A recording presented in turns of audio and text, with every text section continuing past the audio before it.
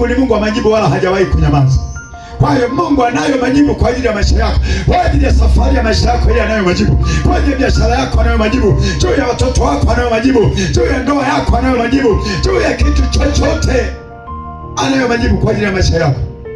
Ni wewe kuto kujisumbua kwa jambo lolote, kwa neno lolote, bali kwa kusali na kuomba, haja zako zikijulikana kwa yeye aliye mfalme wa wafalme, aliye Mungu wa miungu, atamaliza tatizo lako. Bwana Yesu asifiwe. Bwana Yesu asifiwe. Kwa hiyo naomba ndani ya wiki hili unalokwenda kulianza, changamoto zako zipeleke kwa Bwana. Peleka, mwambie Mungu hakuna jambo linaloshindikana. Anasema yote yanawezekana kwake yeye aamini.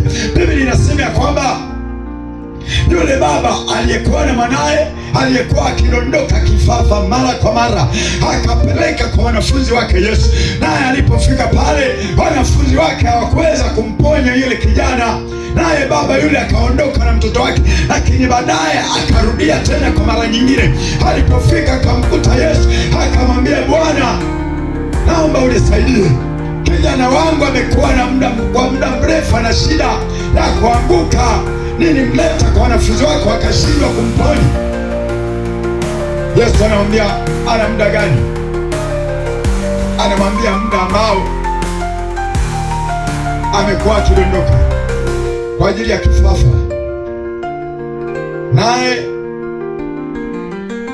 akamwambia jambo, akasema, Baba, yote yanawezekana kwake yeye ukiweza. Alimwambia Baba, ukiweza, yote yanawezekana kwake yeye aamini. Akasema, naamini Bwana, nisaidie kwa kutokuamini kwangu. Bwana Yesu asifiwe.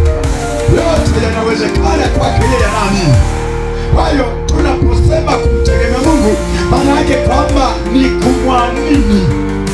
Hawezi ukasema unamwamini, unaweza ukasema unamtegemea Mungu wakati haumwamini.